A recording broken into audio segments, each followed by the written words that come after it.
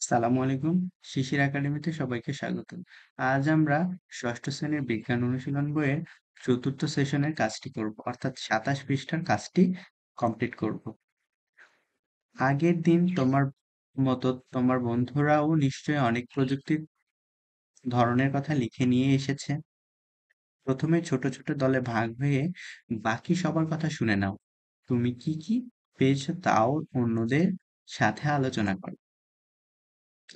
দৈনন্দিন জীবনের নানা ক্ষেত্রে প্রযুক্তির ব্যবহার নিয়ে তো অনেক কাজ হলো, কিন্তু প্রযুক্তি কেবল আমাদের প্রতিদিনের জীবনের সাথে জড়িত নাকি অন্যান্য ক্ষেত্রেও এর ব্যবহার রয়েছে?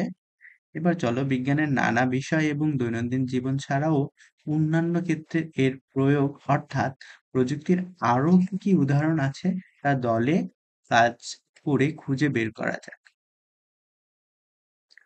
দলের আলোচনায় নতুন যা যা প্রযুক্তির কথা জানলে তা নিচের ছকে লিখে ফেলি।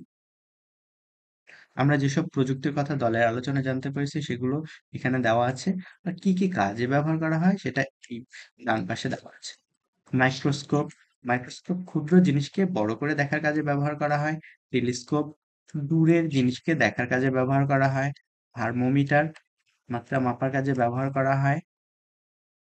রোবট মানুষের পক্ষে কঠিন এমন কাজ করার জন্য ব্যবহার করা হয়।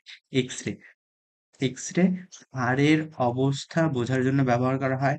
ক্রেন ভারী জিনিস উপরে তোলার ক্ষেত্রে ব্যবহার করা হয়। ক্যামেরা ছবি তোলার কাজে ব্যবহার করা হয়। সাবমেরিন পানির নিচে পর্যবেক্ষণ এবং যুদ্ধের কাজে ব্যবহার করা হয়। মাইক্রোফোন ভয়েস রেকর্ড করার জন্য ব্যবহার করা হয়।